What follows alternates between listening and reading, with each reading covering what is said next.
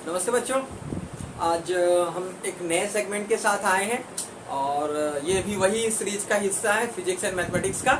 और देख लो अपना सेगमेंट क्या है। आज हम लोग क्या पढ़ेंगे? आज हम लोग कोऑर्डिनेट ज्योमेट्री पढ़ेंगे, ठीक है।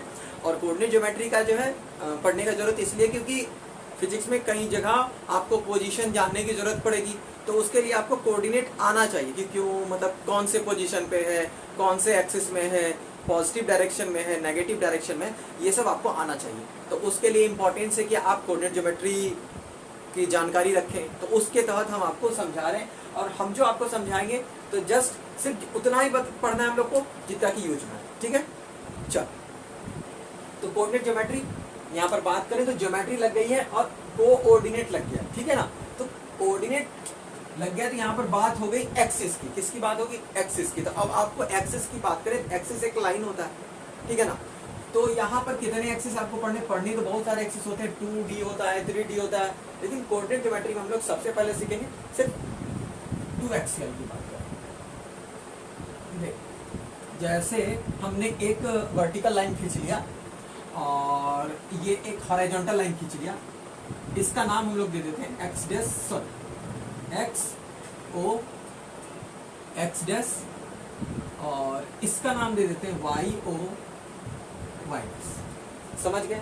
अब एक का नाम याद रख लो कि एक्स एक्सेस को अपन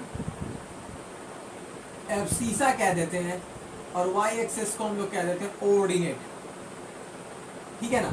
और यही एब्सीसा और ऑर्डिनेट मिलके बन जाते हैं कोऑर्डिनेट ज्योमेट्री, क्योंकि देखो दोनों एक्सेस एक साथ है। Point number 1। पॉइंट नंबर 2 क्या है कि ये एक्सेस जो है, ये एक्सेस को जब आप कवर करिएगा तो ये एक्सेस मिल करके एक एरिया बनाता है, ठीक है ना। जो कि एरिया कौन से सरफेस पे? प्लेन सरफेस पे। किस पे? प्लेन सरफेस पे। और इसी को कह देते हैं हम लोग एक्स वाई प्लेन। क्या कहते हैं? X Y plane. तो 2-3 बातें समझ गए। सबसे पहला, एक एक्सेस ऐसा, उसके परपेंडिकुलर में एक एक्सेस हमने खींच लिया, ठीक है ना। उसके परपेंडिकुलर में एक एक्सेस हमने खींच लिया। पॉइंट ऑफ इंटरसेक्शन ओ है, जहां पर कि ये दोनों अक्ष, दोनों एक्सिस आपस में एक दूसरे को इंटरसेक्ट कर रहे हैं, ठीक है ना। अब देखो यहाँ पर क्या बात हो रही है कि एक्स एक्सिस का नाम हमने एब्सीसा कहा, वाई एक्सिस को ऑर्डिनेट कहा, और ये दोनों एक्सेस मिलकर के क्या बनाएगा? X Y. क्लियर है? चलो फिर आगे बढ़ते हैं हम लोग। कुछ पॉइंट लोकेट करते हैं, लेकिन उसके पहले अपन थोड़ा सा इसको फिगर को थोड़ा क्लियर कर लें ताकि ज्यादा अच्छा समझ में आएगा। कितना बात याद है? मेरे साथ बोलते जाओ। एक्स एक्सेस को एब्सीसा कहते हैं, वाई एक्सेस को ऑर्डिनेट कहते हैं, ठीक है ना। अगर किसी खास एक्सेस की नाम लेनी हो तो हम लोग क्या कहेंगे? हम लोग कहेंगे, जैसे इसको पढ़ोगे क्या? एक्स ओ एक्स डैश। इसको क्या पढ़ोगे? वाई ओ वाई डैश, ठीक है। चलो यहाँ तक ठीक है। अब बात आती है कि वैल्यू की। हम कुछ वैल्यू प्लॉट कर रहे हैं, जैसे कि पी वैल्यू है। फर्स्ट पॉइंट याद रखिएगा, एक्स वाई प्लेन पे कोई भी पॉइंट हो उसका 2 वैल्यू होता है, एक वैल्यू एक्स एक्सेस का, एक वैल्यू वाई का। क्योंकि ये पी पॉइंट को पूरा हक है कि वो इधर भी जा सकता है और वो इधर भी जा सकता है, ठीक है ना। तो इस हिसाब से इसके 2 वैल्यू होंगे, एक्स और वाई। क्लियर है? यहां तक समझ गए? अब मान के चलो कि अगर पॉइंट किसी खास एक्सेस पे, जैसे इस क्यू पॉइंट को देखो, यहाँ पर एक्स एक्सेस पे है, हम यहाँ आर पॉइंट लगा दे, ये वाई एक्सेस पे है, तो जब पॉइंट किसी खास एक एक्सेस पे होगा तो वैल्यू सिर्फ उसी एक्सेस का होगा। जैसे क्यू कौन से एक्सेस पे है? एक्स एक्सेस पे है। जब एक्स एक्सेस पे है तो वैल्यू क्या होगा इनका? एक्स का वैल्यू होगा और वाई का वैल्यू 0। क्लियर है? जब पॉइंट आर कौन से एक्सेस पे है? वाई एक्सेस पे है, तो यहाँ पर क्या होगा? एक्स का वैल्यू 0 होगा और वाई का वैल्यू, वाई रख लेते हैं, कुछ रख लो। ऑरिजिन एक ऐसा लोकेशन जहां पर कि x भी 0 और y भी 0। क्लियर है? अब हम लोग कुछ इसमें पोलरिटी की बात करेंगे। भाई x y का नेचर क्या होगा?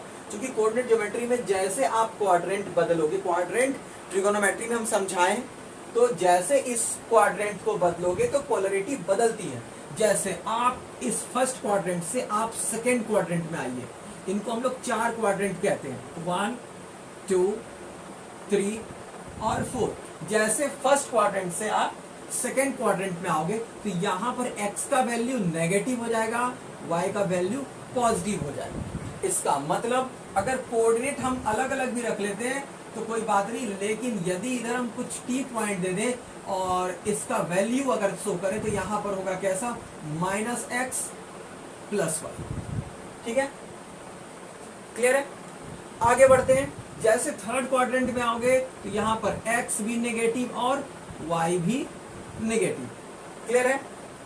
फोर्थ क्वाड्रेंट में आओगे यहां पर x पॉजिटिव और y नेगेटिव। तो अभी पोलरिटी समझ में आ गया। कितना कितना बात समझ में आया कि ये x एक्सेस है, ये समझ में आ गया, ये y एक्सेस है, समझ में आ गया। ऊपर पॉजिटिव है, नीचे नेगेटिव है, इसलिए यहां पर y नेगेटिव है। इस तरफ पॉजिटिव है और ओरिजिन के इस तरफ नेगेटिव है, इसलिए x देखो यहाँ पर नेगेटिव है। क्लियर है? इसमें देखो x तो इधर ले रहे हैं तो नेगेटिव है, y तो ऊपर वाला ले रहे हैं तो पॉजिटिव है। यहां तक समझ गए हो? उसके बाद आपको नेचर भी समझ में आ गया, कहां पर जीरो हो रहा है ये समझ में आ गया है, सब कुछ समझ में ये सब चीजें आ गई हैं। अब जो अगला पड़ाव है, हम लोग ये भी जान चुके हैं कि कहां पर जैसे कोई भी पॉइंट है तो उसका जो है यहाँ पर हमेशा दो वैल्यू होगा, एक x का और एक y का। ठीक है? अब कुछ खास चीज, एक चीज और बता दो कि x एक्सेस को हम लोग एब्सीसा भी कहते हैं और y को ऑर्डिनेट क्या कहते हैं? ऑर्डिनेट। इतनी बात ध्यान में रख गया? आ गया ना? चलो अब आगे बढ़ते हैं, थोड़ा सा कुछ काम देते हैं। तो देखो जैसे जरा सा बताओ कि अगर हम लिखे 2 3 p पॉइंट है, इनका कोऑर्डिनेट 2 3 है, बताओ कौन से क्वाड्रेंट में होगा? तो हम लोग फट से देखेंगे नेचर। 2 भी पॉजिटिव 3 भी पॉजिटिव, फर्स्ट क्वाड्रेंट अगर लिख देते -3 और 4 तो देखो x नेगेटिव है और y पॉजिटिव। देखो x negative y positive, second quadrant. ठीक है ना? s लिख रहे हैं,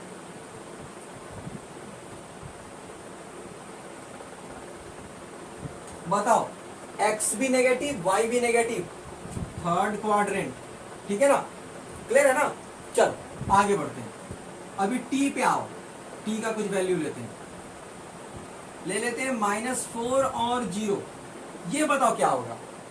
अगर -4 है और 0 तो देखो कौन सा है? ये x नेगेटिव है, x नेगेटिव है, तो इसको ऐसे बोलोगे point on the negative of x access.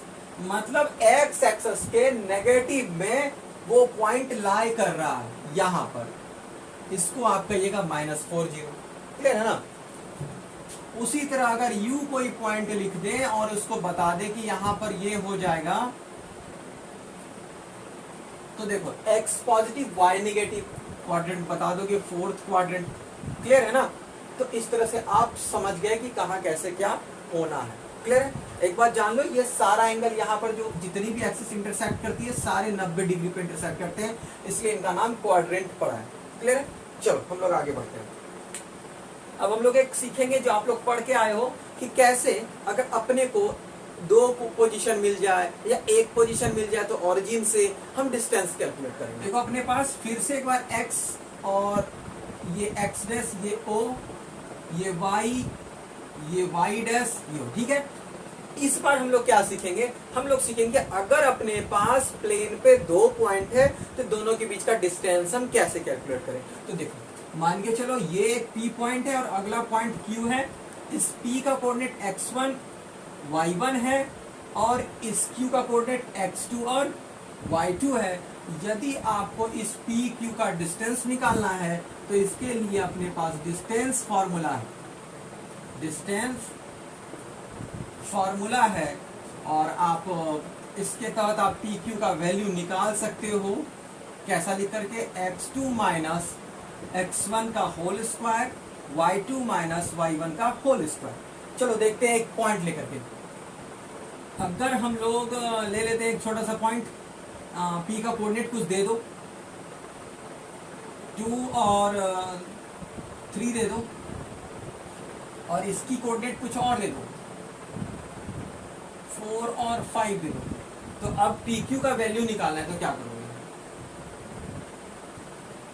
तो x2 4 है,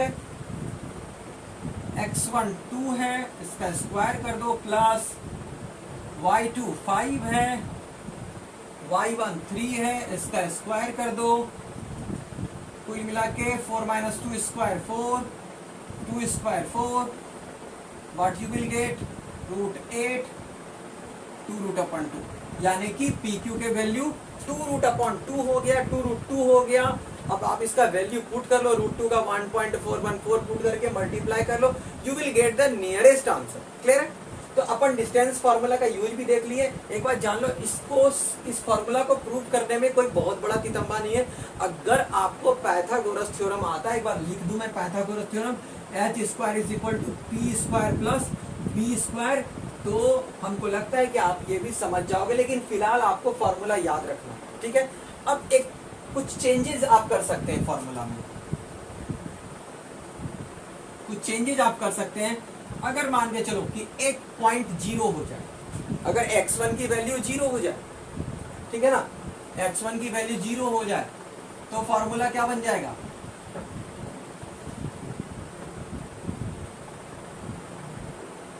नहीं तो ऐसा कर लो कि यदि मान लो कि दो लोकेशन में से एक लोकेशन जो है ऑरिजिन हो जाए, मतलब एक O हो गया तो O की कोऑर्डिनेट 0 0 हो गई, और एक P मान लो इसकी कोऑर्डिनेट XY हो गई। अब OP अगर आपको निकालना है तो इसका फॉर्मूला क्या हो जाएगा, सिंपल सी बात है, एक बार x माइनस 0 स्क्वायर, एक बार y माइनस 0 स्क्वायर, तो आप निकाल सकते हो, it is not too tough. Clear है? ये OP की वैल्यू निकल गई। अब OP को दिखाना है, कैसे दिखाओगे, तो ऐसा कुछ आप कर सकते हो।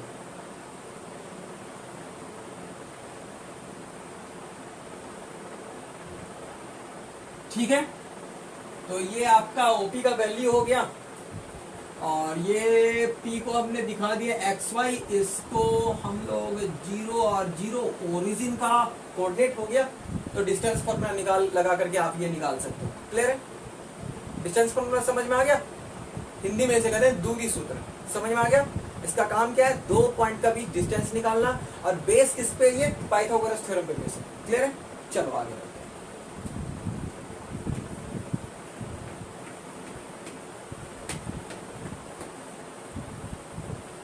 अब जो फॉर्मूला बताने जा रहे हैं, इस बार क्या होगा कि आपको दो पॉइंट मिलेगा, उसको मिलाकर के एक लाइन भी बना दीजिएगा, और उसमें क्या होगा, उस दो पॉइंट का बीच में कहीं पर भी, नॉट बीच में, कहीं पर भी एक पॉइंट होगा जो कि उस लाइन को एक सर्टेन रेशियो में डिवाइड करेगा, ठीक है ना। और आपको क्या करना है कि जिस पॉइंट से वो लाइन सर्टेन रेशियो में डिवाइड होगा उसका कोऑर्डिनेट फाइंड करना है, और इस फॉर्मूला का नाम है सेक्शन फॉर्मूला। चलो फिर से वही काम करें, P Q, इनका कोऑर्डिनेट x1 y1, इनका कोऑर्डिनेट x2 y2, ठीक है। यहां पर कोई एक पॉइंट दे दो n, इनका कोऑर्डिनेट x और y। अब एक बात आपको इसमें पता रहेगी कि Pn अपॉन NQ की वैल्यू m अपॉन n है, small n m upon n, ठीक है। अब आपको कोऑर्डिनेट फाइंड करनी है x की और y की, तो x का जो कोऑर्डिनेट होगा वो क्या हो जाएगा, mx2 plus nx1 upon m plus n, और y कोऑर्डिनेट जो होगा my2 plus ny1 upon m plus n।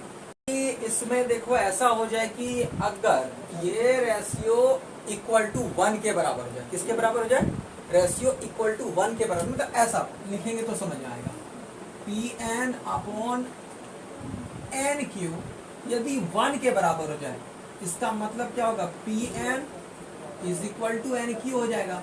इसका मतलब जो रेशियो m अपॉन n था वो भी 1 के बराबर हो गया, और m is equal to n हो गया, ठीक है। अब इस केसेस में क्या हो जाएगा आपका x का वैल्यू, तो यहां पर अगर पुट करोगे तो आपको दिखेगा m x2 plus m x1 upon m plus m common कर लो, x2 plus x1 upon 2m, और कुल मिला के देखो x का कोऑर्डिनेट क्या मिल गया, x2 प्लस x1 अपॉन 2, ठीक है।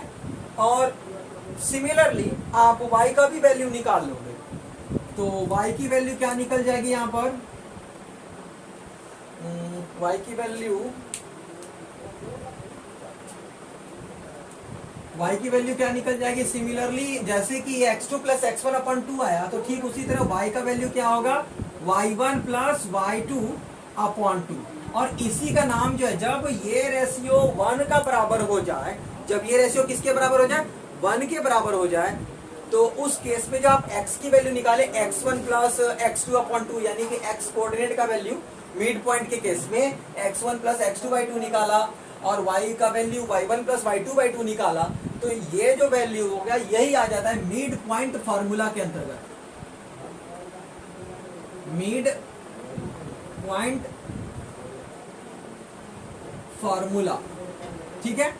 तो कुछ इसी तरह का कोऑर्डिनेट है। अभी कोऑर्डिनेट का और सेक्शन चलने वाला है। नेक्स्ट सेक्शन में हम लोग क्या करेंगे कि इस पे एक आध क्वेश्चन करेंगे, आगे भी सीखेंगे। ट्रिगोनोमेट्री की रिवीजन करके नेक्स्ट सेक्शन देखना ताकि अच्छे से समझ में आए। चलो ठीक है, आज के लिए धन्यवाद, बाय, हैप्पी संडे।